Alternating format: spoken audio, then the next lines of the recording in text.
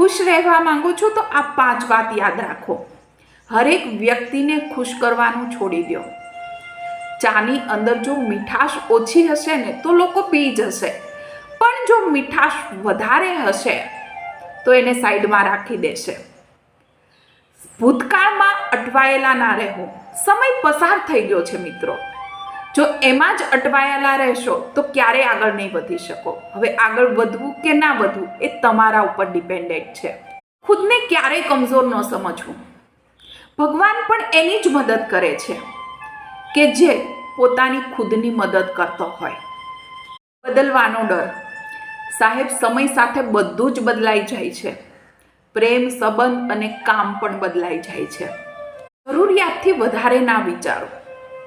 જેટલું તમે બીજા માટે વિચારો છો એટલું એ લોકો શાયદ તમને મહત્વ ન પણ આપતા.